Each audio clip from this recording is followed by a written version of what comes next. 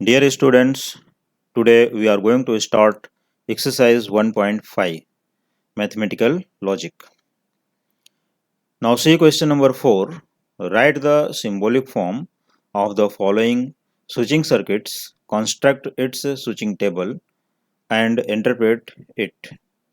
So what does it mean? This means a symbolic form of switching circuit is given. You have to transform into switching circuit of any symbolic form is given. You have to transform in the symbolic form by using PQR switches. Means according to the given switches S1, S2, S3 or only S1, S2. So what is given in the diagram? Switching circuit. Now see switching circuit for question number 1. It is given that S1 switch S2 dash, switch S1 dash, switch S2, lamp L, and this is powerful battery. So first we observe the switching circuit. This is battery, connection started from here, and then see how many branches are there. देखो student सबसे पहले क्या करना है अपने को, कोई भी सिंबॉलिक फॉर्म ट्रांसफर करने के लिए सबसे पहले उसके ब्रांच लाइंस को देखो, इसमें कितनी ब्रांच लाइंस हैं. देखो यहाँ से कनेक्शन आया यहाँ पर. अब इसके बाद ये कितने ब्रांचेज में डिस्ट्रीब्यूट होता है? 3 ब्रांचेज. देखो 1, 2 एंड 3. ये 3 ब्रांचेज में डिस्ट्रीब्यूट हुआ तो दिस इज इन पैरेलल. ये कैसे हैं? पैरेलल. ये पैरेलल फॉर्मेशन दिया गया. तो हम लोग क्या करेंगे, एक एक पार्ट का, जैसे S1 ये एक ही स्विच है तो S1, फिर दूसरे लाइन में आ रहे हो तो और S2 डैश, फिर एक ही स्विच है इसमें भी, फिर थर्ड लाइन में आ जाओ और S1 and S1 dash and S2. जो कि ये दोनों कंटिन्यू है. एक ये है सीरीज में, S1 डैश एंड S2 ये दोनों सीरीज में है. बाकी ये तीनों कैसे हैं? पैरेलल में. देखो S1 और S2 डैश और bracket S1 dash and S2. ये इसका सिंबॉलिक फॉर्म हुआ. किस फॉर्म में? S1 एंड S2 के फॉर्म में. तो हम लोग क्या करते हैं, इसी स्विच को हम लोग PQ में ट्रांसफर करेंगे. तो PQ में ट्रांसफर करने के लिए सबसे पहले we assume that P for the switch S1, Q for the switch S2 and L for the lamp L. अब इसके बाद इसका देखो symbolic form. The symbolic form of the given circuit is, अब इसी को हमें देखो S1 मीन्स क्या है? P. फिर उसके बाद आती है दूसरी लाइन, दूसरी ब्रांच आती है S2 डैश है. इसका मतलब है और, क्योंकि पैरेलल है तो और लिखोगे और यहाँ पर नेगेशन Q. नेगेशन Q क्यों? Because of S2 dash. फिर अभी इस लाइन में कोई स्विच है नहीं है तो ये भी क्लोज हो गया. अब इसके बाद हम लोग थर्ड लाइन पर आते हैं, थर्ड ब्रांच पर आते हैं. तो थर्ड ब्रांच में के लिए क्या लिखोगे? और लिख करके फिर यहाँ नेगेशन P, S1 डैश है ना इसके लिए नेगेशन P, और ये कंटिन्यू है तो सीरीज में हुआ and S2 that is Q. तो इसका सिंबॉलिक फॉर्म हुआ P और नेगेशन Q और नेगेशन P एंड Q. ये हो गया. अब इसके बाद जो क्वेश्चन में यहाँ पर दिया गया है कि क्वेश्चन में क्या बोल रहे हैं कि इट्स स्विचिंग टेबल. इसका स्विचिंग टेबल भी चाहिए and interpret it means final result जो आया उसका कंक्लूजन दो कि वहाँ पर क्या लिख सकते हो. तो हम लोग अब चलते हैं स्विचिंग टेबल की तरफ. तो स्विचिंग टेबल देखो, how many total different statements P and Q. अपने पूरे स्टेटमेंट में सिर्फ P और Q है, राइट. तो हम लोग P and Q basic table पहला 2 कॉलम्स बेसिक कॉलम बनाएंगे. For P 1100, for Q 1010. फिर इसके बाद आता है अपना नेगेशन Q. तो नेगेशन Q भी ले लेते हैं, मीन्स इसका जस्ट अपोजिट. 1 का नेगेशन 0, 0 का negation 1, negation of 1 is 0, negation of 0 is 1. ये भी टेबल हो गई. नेगेशन P, अब इसके लिए इसका अपोजिट देखेंगे. Negation of 1 is 0, negation of 1 is 0, negation of 0 is 1, negation of 0 is 1. अब इसके बाद आता है नेगेशन P एंड Q. मतलब ये दोनों का नेगेशन P एंड Q ये दोनों कॉलम का अपने पास एंड यूज करना है. तो एंड का रूल मैं बता दूं वही है, if both are 1 then it will be 1 otherwise 0, क्योंकि एंड रूल में जाना है. तो हमने देखा अभी ये दोनों कॉलम को. तो देखो 1 एंड 0 0, फिर से 0 एंड 0 0, 1 एंड 1 1, फिर 0 एंड 1 0. ये एंड के लिए हो गया. अब इसके बाद ये तीनों का हम ले लेते हैं एक साथ, क्योंकि और है तो कोई प्रॉब्लम नहीं है. और दोनों में अगर कहीं पर भी कुछ भी डाउट है तो you can ask. In the comment box. अब देखो P R नेगेशन Q और नेगेशन P एंड Q। तो अब इसके बाद इन तीनों का हमें देखना है, किसका, P के लिए देखना है, नेगेशन Q के लिए देखना है, मतलब थर्ड कॉलम, और एक लास्ट ये सेकंड लास्ट कॉलम। तो फिर से देख लो, first column, third column and fifth column, ये तीनों में हमें R यूज़ करना है। तो R यूज़ करोगे मतलब अगर कहीं भी 1 है तो हम 1 लिखेंगे, ठीक है। तो देखो ये दोनों डबल 1 है, तो हमें आगे का कुछ देखने की ज़रूरत नहीं, यहाँ पर पहले डबल 1 लिख सकते हो। फिर इसके बाद ये दोनों जीरो हैं, तो हम अगले कॉलम में चलते हैं, देखते हैं यहाँ क्या है, यहाँ भी जीरो है। अगले में देखते हैं यहाँ क्या है, 1 है, तो ये 1 हो जाएगा, क्योंकि जीरो और 1 इज़ 1।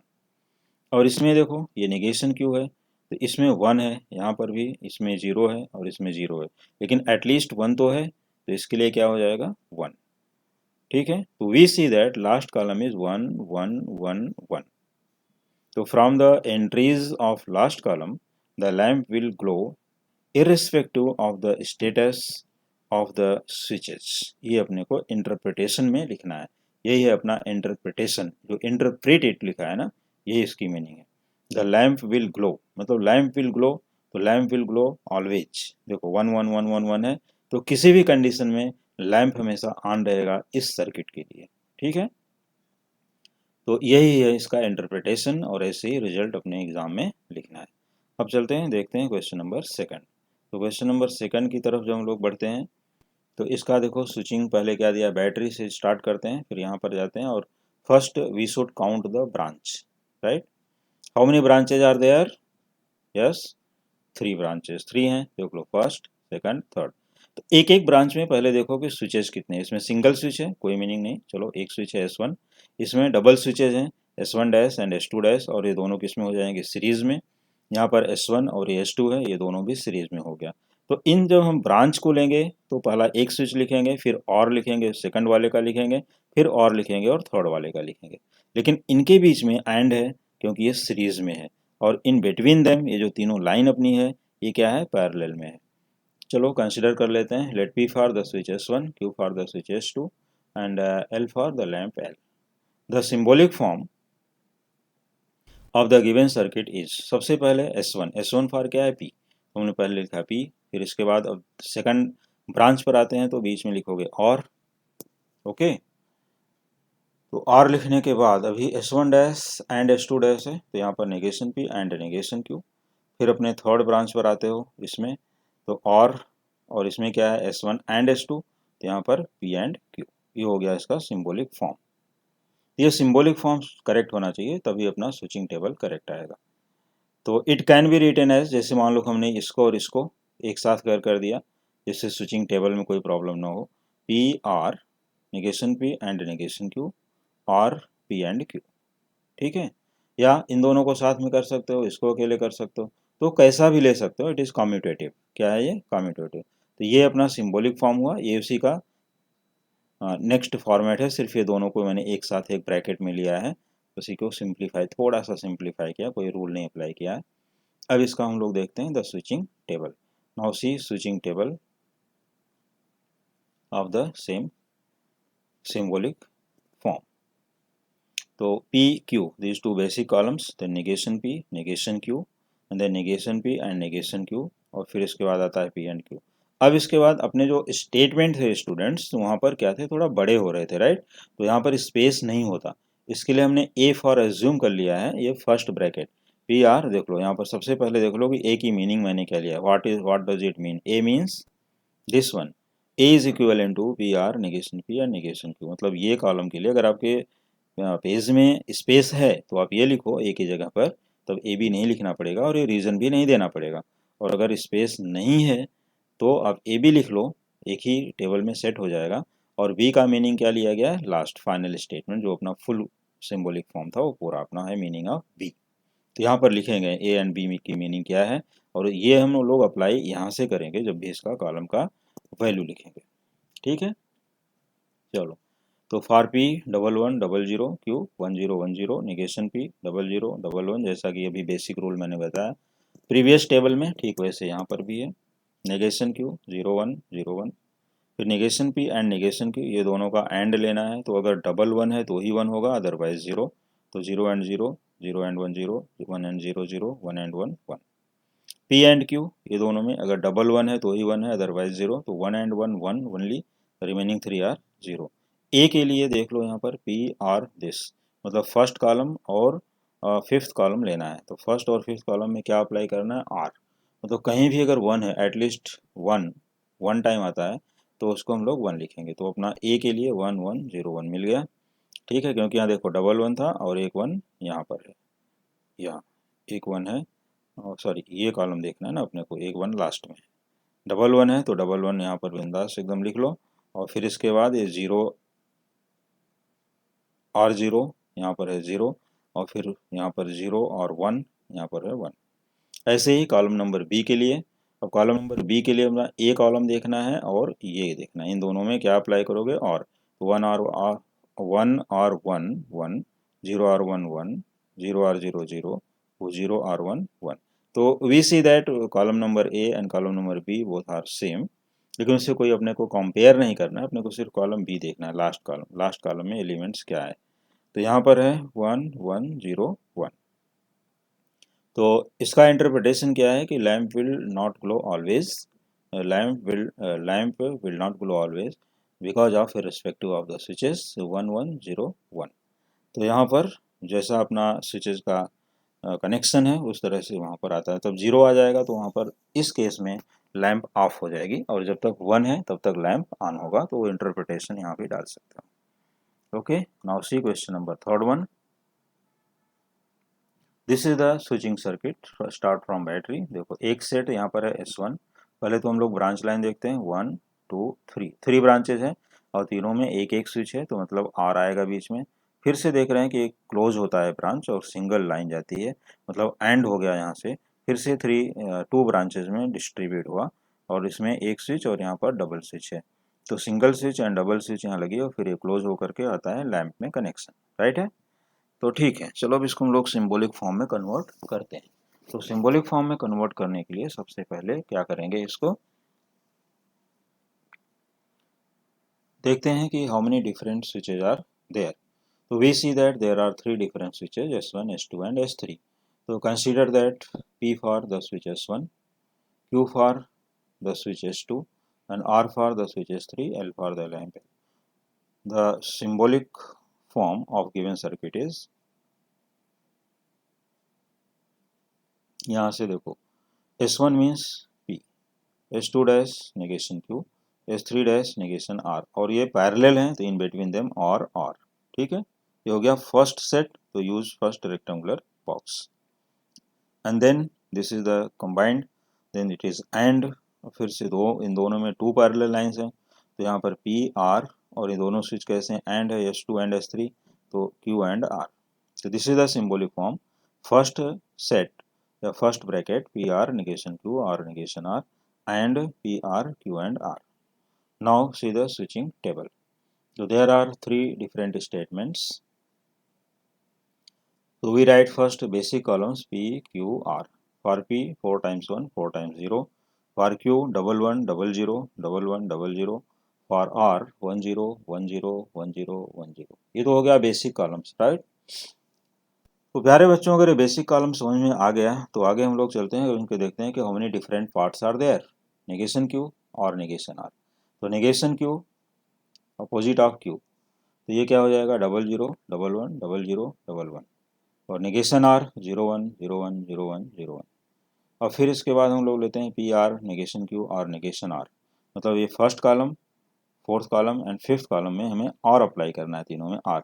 तो अगर कहीं भी एक एटलीस्ट वन आता है, एटलीस्ट वन, तो उसको वन लिखना, और अगर तीनों ही जीरो आते हैं, तीनों जीरो आते हैं, तो हमें क्या लिखना है, जीरो, ठीक है।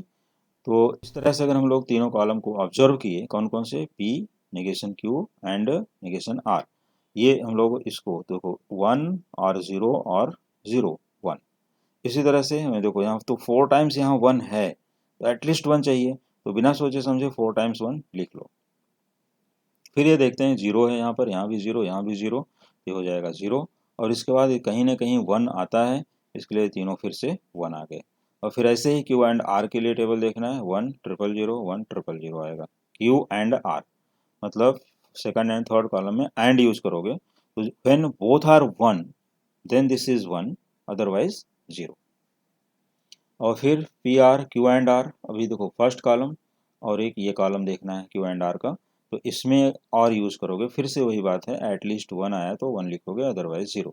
तो we see that here 5 times 1 and 3 times 0। अब इसके बाद आता है final for both the statements, for both brackets consider it is a. इसको हमने क्या अज्यूम किया है, ए, मतलब ये कॉलम और ये कॉलम, ये दोनों में ए है, दैट इज एंड यूज करना है। तो देखो 1 एंड, अब यहाँ पर कितने टाइम्स 1 है वो देख लेते हैं, 4 टाइम्स। यहाँ भी 4 टाइम्स है क्या, यस, ये 4 टाइम्स 1 है, क्योंकि 1 एंड 1 1, 1 एंड 1 1 एटसेट्रा। और इस तरह से हम लोग देखते हैं जब भी लास्ट में, तो यहाँ पर देखो 0 है, 0 एंड 1 इज 0, और फिर यहाँ 3 टाइम्स कंटिन्यू 0 है, तो ये 3 0 आ जाए, क्योंकि एक भी अगर 0 हो गया एंड में तो 0 ही लिखना है। ठीक है, तो इस तरह से ये अपना स्विचिंग टेबल प्रिपेयर हो गया। क्या प्रिपेयर हुआ, स्विचिंग टेबल। तो this is the switching table. और ए की मीनिंग क्या है, वो अगर हम लोग अज्यूम करते हैं ABC कोई भी कॉलम्स में, तो उसका मीनिंग यहाँ कंपल्सरी लिखना होगा। And your interpretation, the lamp will glow if S1 is on and any status of S2। तो ये अपना कंप्लीट करोगे फ्रॉम द लास्ट कॉलम। तो लास्ट कॉलम और स्विचिंग सर्किट को देखते हुए भी लिख सकते हो कि इसका इंटरप्रिटेशन क्या आएगा। तो यहाँ पर इजिली कंप्लीट कर सकते हो, कोई प्रॉब्लम नहीं है। Now see question number 5। अब ये क्वेश्चन नंबर 5 में क्या क्या दिया गया है वो देखते हैं। तो इन question number 5, obtain simple logical expression of the following and draw the corresponding switching circuit। तो इसमें हम लोगों को क्या करना है, सबसे पहले देखो this is the question number 1। पहले हम लोग इसको सिंप्लीफाई करेंगे। क्या करेंगे, सिंप्लीफाई करने के बाद जो इसका फाइनल आंसर आता है उसको हमें स्विचिंग सर्किट में ट्रांसफ़र करना है। और इसके लिए हम लोग लॉज यूज करेंगे। कौन से लॉज याद है ना सबको, associative law, distributive law, complement law, identity law, De Morgan's law etcetera. ये जो लॉज हमने बताए थे प्रीवियस एक्सरसाइज में, तो वहाँ से इसको हम लोग कंप्लीट करेंगे, प्रीवियस लेक्चर में हुआ था। तो देखते हैं first one, this is your first question, P or Q and negation Q. देखो this is your question, your answer started from here since P or Q and negation Q. ये लिख लेना है पहले, गिवन स्टेटमेंट को यहाँ पर आराम से कॉपी कर लिए। अब इसके बाद देखो इसमें सिंप्लीफिकेशन क्या है, कि सबसे पहले क्या सिंप्लीफाई हो सकता है।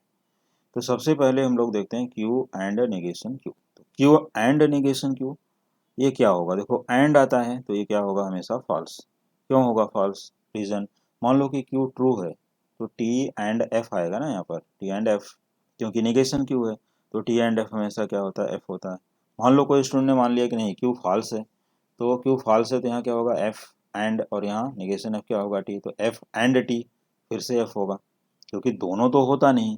इसीलिए जो लॉजिक में स्टेटमेंट की डिफिनेशन दी गई थी वो क्या दी गई थी, याद है ना अभी तक, क्या है स्टेटमेंट की definition, a declarative sentence which is either true or false but not both is called statement in mathematical logic।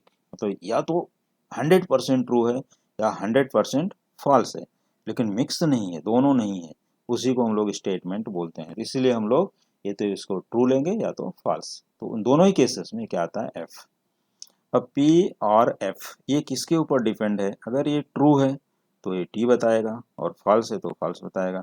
इसका मतलब पी और एफ क्या होता है, पी। तो जब हम लोग क्यू एंड नेगेशन क्यू ये कन्वर्ट किए एफ में, तो this is known as complement law. और जब भी पी आर एफ को पी लिखा गया तो this is known as identity law.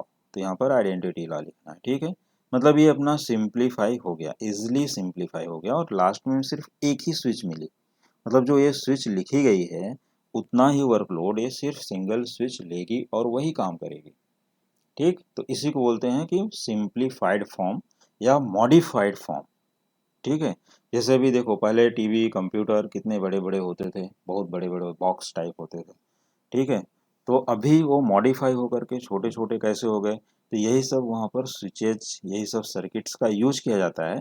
और ये मॉडर्न टेक्नोलॉजी, मॉडर्न फिजिक्स में बहुत ज़्यादा ही इसका यूज हो रहा है, स्विचिंग टेबल का, सर्किट डायग्राम का।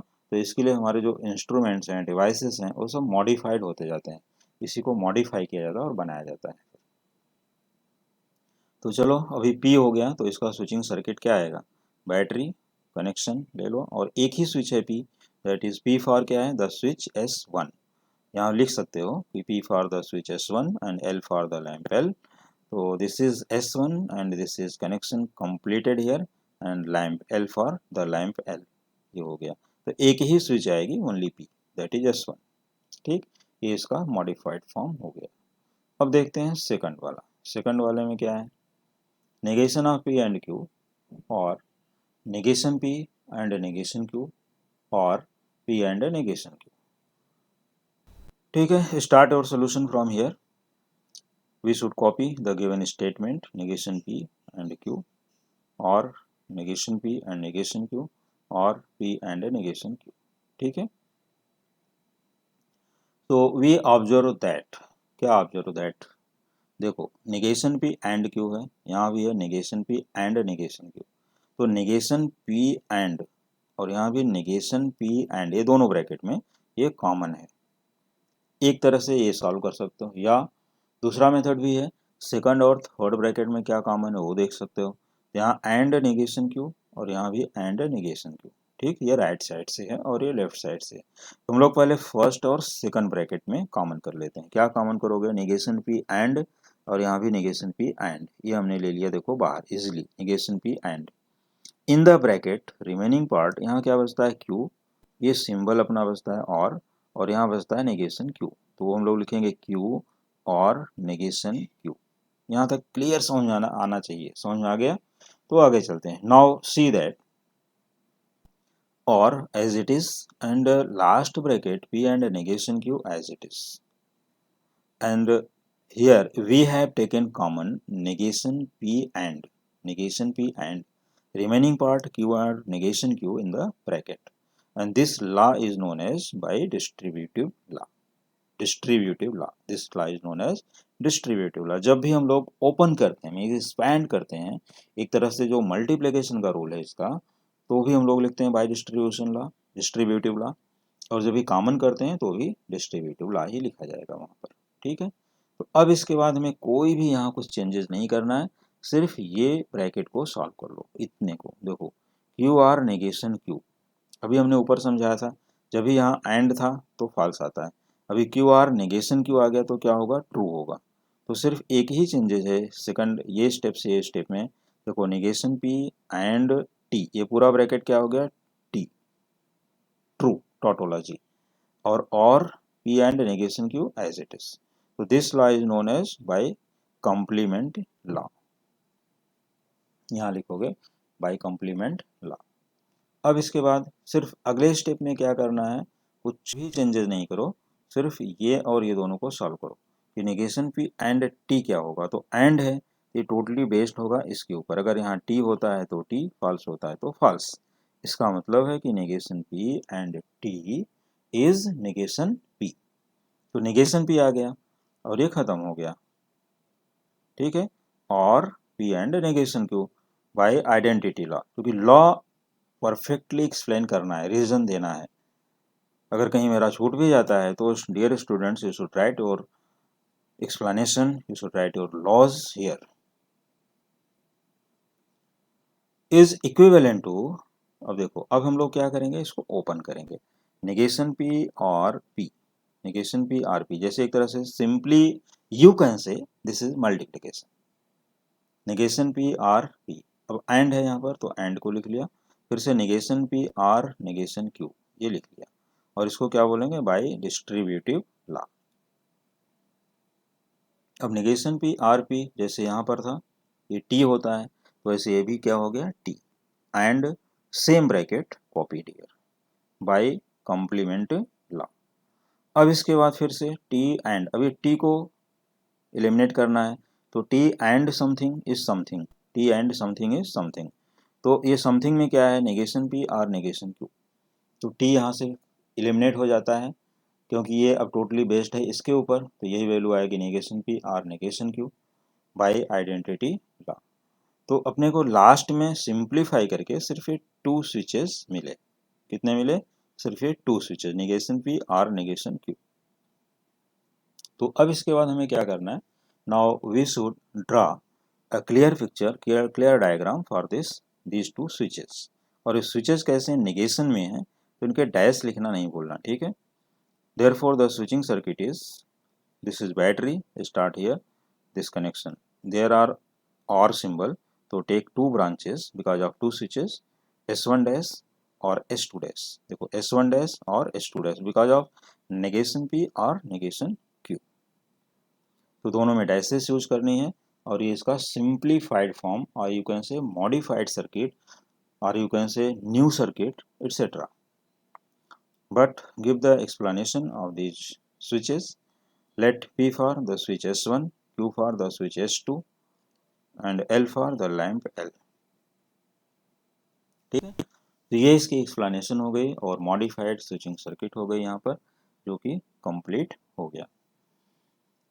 तो डियर स्टूडेंट्स, अगला क्वेश्चन स्टार्ट करने के पहले मैं आप लोगों से एक रिक्वेस्ट करना चाहूँगा कि आप लोग अभी तक बहुत ही कम सब्सक्राइब किए हो, बहुत ही कम, सिर्फ अभी तक 40%, 50%, 40 से 50 के बीच ही बच्चों ने सब्सक्राइब किया है। तो प्यारे बच्चों, dear students, you should subscribe the channel first and then continue, see the solution, see the video, refer your friends, but please subscribe first, जिससे हमारे आगे आने वाले सभी वीडियोस आप लोगों को कंटिन्यू मिलते रहेंगे। ठीक है, तो चलते हैं क्वेश्चन नंबर 3 की तरफ। Now see this one, P R negation Q or negation R and P R Q and R। Now see its solution, P R negation Q or negation R and P R Q and R। So this is equivalent what we see that, देखो P R यहाँ पर भी है और P R यहाँ पर भी है। ठीक है, दोनों ब्रैकेट को आराम से ऑब्जर्व करो। सबसे पहले मतलब अपना रूल भी सीखो, ऐसा नहीं कि क्वेश्चन को बाट करना है, लर्न करके जाओ, ऐसा कुछ नहीं करो। See seriously question and follow the trick, learn the trick. मैं ये बोलूँगा कि उसका जो प्रिंसिपल है, उसका ट्रिक है, वो सब सीखो। ट्रिक को लर्न करो, न कि क्वेश्चन को। क्या ट्रिक है, देखो सबसे पहले सर ने क्या बताया अभी, आई एम टेलिंग पी और पी आर। देखो दोनों में पी आर है, हम सबसे पहले पी आर को कॉमन कर लेते हैं। ठीक है, उसको बाहर ले लेते हैं, या अपनी लैंग्वेज जैसे बोलते हैं उसको बाहर घसीट लो फटाक से। चलो हम लोग उसको बाहर घसीट ले, पी आर। ठीक, अब इसके बाद पी आर हो गया, फिर यहाँ पर रेक्टेंगुलर ब्रैकेट, नेगेशन क्यू और नेगेशन आर ये ले लिया, एंड अपनी प्लेस पर है, और ये remaining part this bracket Q and R as it is. हमने जब ये कॉमन किया तो this law is known as distributive law, यहाँ पर लिखना है। It is equivalent P or negation. अब इन दोनों में हम लोग क्या करते हैं, नेगेशन को कॉमन कर लेते हैं। नेगेशन जैसे आउट करोगे तो negation is out, Q and R, ये और का क्या हो जाएगा, एंड, क्योंकि दोनों में नेगेशन बाहर हुआ, एंड हो गया। और दिस यहाँ से ये चेंज होने में, ये ब्रैकेट से ये ब्रैकेट होने में, this rule is known as De Morgan's law. This law is known as De Morgan's law, इसीलिए यहाँ पर लिखा गया। ये अगर हम लोग ये देखो, नेगेशन क्यू और negation R is equivalent to negation of Q and R, this is known as De Morgan's law, ये याद रखना है। यहाँ पर सेम रीजन यहाँ लिखोगे, एंड क्यू एंड आर ये एज इट इज। अब इसके बाद देखो कि negation of Q and R and Q and R, मान लो कि ये एक ही लेटर है, मान लो कि ये पी है, अगर यहाँ नेगेशन पी एंड पी होता तो क्या लिखते, नेगेशन पी एंड पी। मान लो देखो क्यू एंड आर है, क्यू एंड आर है, मान लो ये एक लेटर है, ये भी एक लेटर है, कोई भी एक लेटर अज्यूम कर लो, एक्स वाई जेड कुछ भी ले सकते हो। अगर ये नेगेशन एक्स एंड एक्स ही है तो क्या लिखोगे, इसको फॉल्स लिखोगे ना, क्योंकि अगर ये ट्रू होगा तो ये फॉल्स हो जाएगा, ये फॉल्स होगा तो ये ट्रू हो जाएगा। इस तरह से दोनों मिला करके एंड सिंबल है तो हमेशा क्या होगा, ये फॉल्स, कि negation of Q and R is always false, and this law is known as complement law. तो this finally we get here P or F, और पी आर एफ ये किसके ऊपर बेस्ड होता है, हमेशा पी के ऊपर। तो P or F is always P, and this law is known as identity law. कौन सा लॉ है, आइडेंटिटी लॉ। तो एक ही स्विच बची है अभी। Now we have finally only one switch. कितने स्विचेस हैं, only one switch, P. Therefore the switching circuit is, अब देखो एक बैटरी बनाओगे पावरफुल और यहाँ से कनेक्शन, ओनली वन स्विच के लिए कुछ भी सोचना नहीं है, सिर्फ एक सिंगल लाइन में एक स्विच यहाँ पर शो करोगे, P that is S1, P that is S1, only S1, और ये ला करके यहाँ लैंप में क्लोज कर दोगे, ठीक है। But consideration don't forget, let P for the switch S1, L the lamp L, right. तो लैंप यहाँ पर हो गया, और एक ही मतलब ये जो अपना पूरा इतना बड़ा सेट दिया था, इतना बड़ा सर्किट डायग्राम न बना करके इसको हमने सिंप्लीफाई किया, और सिंप्लीफाई करने के बाद ये स्विच यहाँ पर, ये स्विच यहाँ पर कैसे आ जाएगी, completely only one switch P। देखो हम लोगों ने फिर से देख लो, पी आर कॉमन किया, फिर उसके बाद ये रिमेनिंग टर्म आया, रिमेनिंग टर्म में फर्स्ट ब्रैकेट में नेगेशन हमने एक तरह से क्या किया कॉमन, या यू कैन से D applying D Morgan's law, तो यहाँ से ये ब्रैकेट चेंज हो गया, negation of this and this, तो ये दोनों सेम है, और एक नेगेशन है एक विदाउट नेगेशन है, बीच में एंड है, दिस इज ऑलवेज फॉल्स, और P or F is always P, only one switch is remaining, so you can say this is the switching circuit of the modified form, new diagram, new circuit, या simplified form भी बोल सकते हो, okay. तो dear students, ये fourth question, एक question और है इसका फोर्थ क्वेश्चन, तो fourth question you should try in the homework, if any doubt you can ask in the comment box, I will give you solution. तो उम्मीद करता हूँ कि आज का लेक्चर सभी स्टूडेंट को अच्छे से समझ में आया होगा, तो please like share and subscribe, thank you.